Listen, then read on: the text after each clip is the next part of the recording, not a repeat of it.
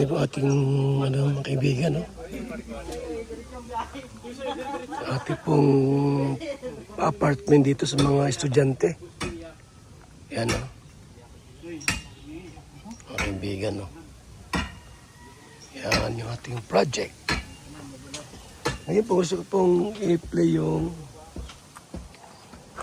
part 2 ng pag-usap ng ACBP officers nila Kuya Brooks, Kuya Mel, and Ria Olarte at paging kay Birador about kay Franz Ibia at kay Nanay Susan. Ito po ang video mga kaibigan, panoorin po natin. Binigyan po ng advice ni Kuya Mel si Franz Ibia. Mga kalingap, panoorin po natin ang advice. I-counseling mo si Kasi kung Franz. okay man po dyan sa bahay na yan na walang problema, hindi kami ginaganyan, hindi ko na ano eh. Kasi alam mo hindi mapagawa dyan. hindi ako ano dito kung wala akong nakitang sablay sa iyo.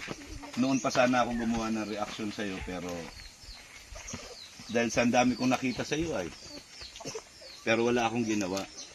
Kasi nga ang iniisip ko si Kuya Bal naman ang may gusto, di ba? So hindi wala ka narinig. 'Di ba? Tapos nung first day na nandirito ako noon, ang dami ko kagad napuna sa iyo. Hindi pa 'yon, may mga nauna pa noon pa wala pa 'yang bahay na 'yan. Napuna na kita noon. Pero hindi lang ako kumikibo. Siguro naman matagal mo ako kilala, 'di ba? Nasa Cebu pa ako, kilala mo na ako, 'di ba? Tama mali. Tama mali. Sagot lang, tama o hindi. Opo. Okay. So ibig sabihin, kung nasa Cebu pa lang ako, kilala mo na ako, edi matagal mo na akong kilala. 'Di ba? Okay. So ngayon, eto, ang tanong namin, ngayon pinagawan ka na ng bahay ni Kuya Bal at nabalitaan namin na ikaw ay nagpapagawa ng sarili mong bahay. Sa tingin mo, matutuwa ba yung nagpagawa sa'yo ng bahay ganong meron ka palang ibang pinagagawang bahay na hindi ka man lang nagsabi? Yun po, yung ano ko doon, hindi ako nagsabi, pero may dahilan pa ko doon. Hindi nga. Wala tayong problema doon sa dahilan. Darating tayo dyan. Yun na po, tanggap ko na po, di talaga ako nagsabi po. Oh. Kasi, Tama o mali? Sa inyo po talaga, mali pa yun. Hindi. Talaga ako mahilig Mali yung mga sagot mo ay. Di man pa ako mahilig makipag-usap kay Kuya Bal na kung ano. Hindi nga, ang tanong namin ngayon sa iyo, kung yung ginawa mo na hindi pagpapaalam, nagpatayo ka ng panibagong bahay, para sa iyo tama. Yun ba yung gusto mo sabihin? Para sa iyo tama yun.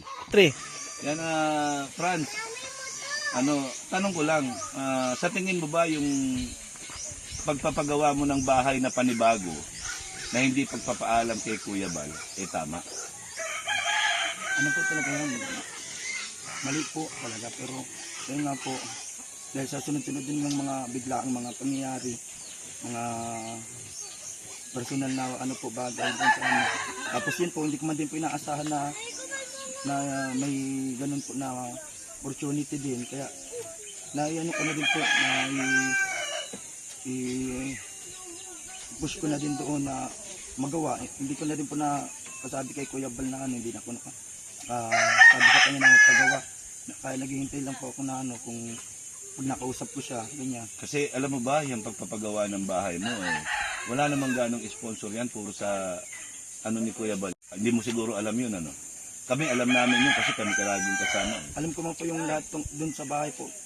Lahat man po ng dun po. Nakita ko man po yung mga effort dun. Pinapasalamat ko po sa mga vlog po. Kahit yung simula pa sa mga vlog ng Kuya Bal. Naman nga po. Kaya yun nga po ang inaano ko din din nga sa problema nga po namin na Problema ng pamilya. po, kaya yun nga po. Ay parang naging option ko, naging ano po na dito sa parang doon ko inano yung ano ko na yung oras ko sa ano para makaiwas na din muna sa ano para hindi na ako makasagot pa o makapag-away pa. Kasi Franz, ganito lang yan, ano, yung pagsasabi lang maraming options. Hindi lang isang options yung makita mo lang si Kuya Bal, hindi lang yun ang options. Pwede kang tumawag, pwede kang mag-message, pwede kang pumunta sa lighthouse. Kasi anytime dati nakakapunta ka sa lighthouse, di ba? Tama, mali? Opo.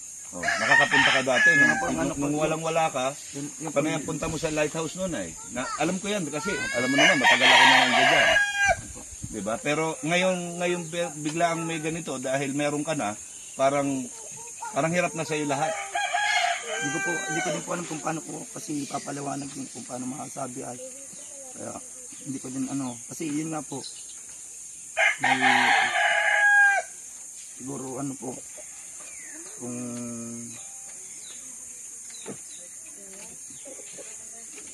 Kasi kami wala kaming ano sa iyo, ikaw yan eh.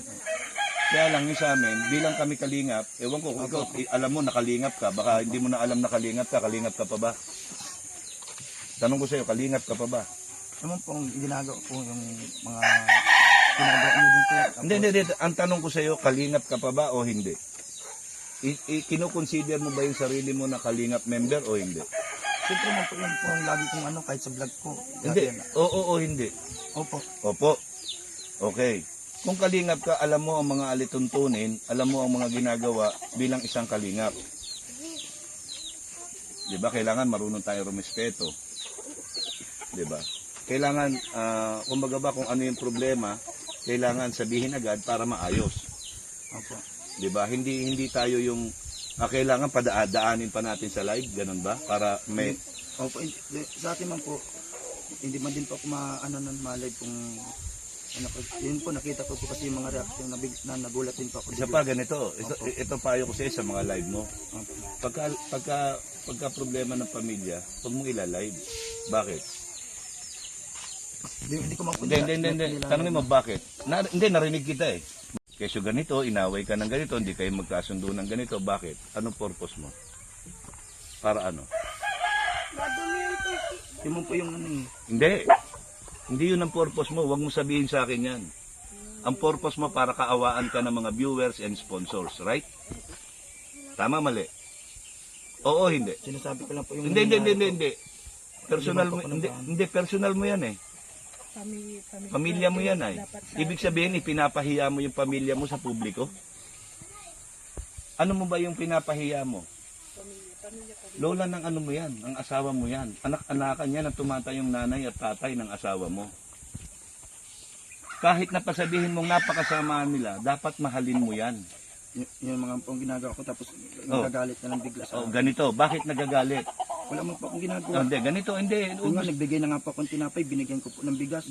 Nasa vlog man po yun. Siya man po ang nagpaparagalit sa ano. May vlog pa. Inutos na sa sponsor po yan, pinapabigay sa kanya. Hindi man niya po tinanggap. Oh. Galit na galit po Ganito, bakit nagagalit? Bakit? Sabihin na natin galit sa'yo. Sabihin na natin, bakit? Ibig sabihin, meron silang nakikita sa'yo na hindi nila gusto. So ikaw, Hindi po, ganyan po sa ugali niya po. hindi, wag mo sabihin yan. Sa ugali niya po talaga po yun. Hindi, wag mo sabihin yan. Hindi man po ako nagkikialam sa kanya na. Hindi, ganito, wag mo sabihin yan. Kahit na ganyan pa yung ugali niya, tumatay yung magulang ng asawa mo yan. Grabe mo na po kasi yung ginaan. Hindi, wag mo sabihin grabe. Bakit mo pinakasalan yung asawa mo? Kapag pinakasalan mo yung asawa mo, package yan. Lahat mamahalin mo kung mahalin mo. Mabait man po ako sa kanila, siya man lang po nagalit. Ganito, bakit nagagalit? Ang tanong ko nga, bakit nagagalit? Ibig sabihin, meron kang ginagawa o meron kang ugali na hindi nila gusto. So ano yun? Nabigla man na lang po yung galit kahit hindi man po ako nagkikialam. Hindi, mali yun. Nagbigay na nga po akong tinapay nun. Tinapay lang dahilan, nagalit na siya. Hindi yun ang ano. Meron pa, Wala man po. bukod doon sa tinapay, meron pa yan. Nakikita niya mga tinutulungan ko, hindi man mapipilit ang sponsor na siya ang tulungan. Oh. Siguro naiingit siya doon sa sponsor sa tinutulungan kong iba. Narcissist Hindi na ko siguro. magpilit. Hindi ako makasingit. Sige. Hindi mo lang intindihan ng mga sinasabi nito. Ang sabi niya, kung may problema sa pamilya, kahit ano mang tinapay o ano man yung pagkain, hindi mo dapat ibablog. Kasiraan yan sa lula mo. Ikaw, Sa asawa okay mo lang. rin? Oo, sa asawa mo. Ikaw okay lang dahil meron kang, Okay man na po yun. sandali lang, meron kang Tapos channel. hindi na po ako nagbabasa sa meron kanya. kang magsabi kung ano yung gusto mong sabihin. Hindi mo alam, ang lula mo napapasama. Totoo yan. Kaya Sama dapat, po, kung matino kang tao at yung utak mo matino, hindi mo dapat isali yun. O sabihin mo dun sa sponsor na para dun sa tinapay, pwede mo namang i-vlog. Siya lang ang bigyan mo, daan mo dun sa messenger niya. Hindi na kailangan i-social media. Yun lang.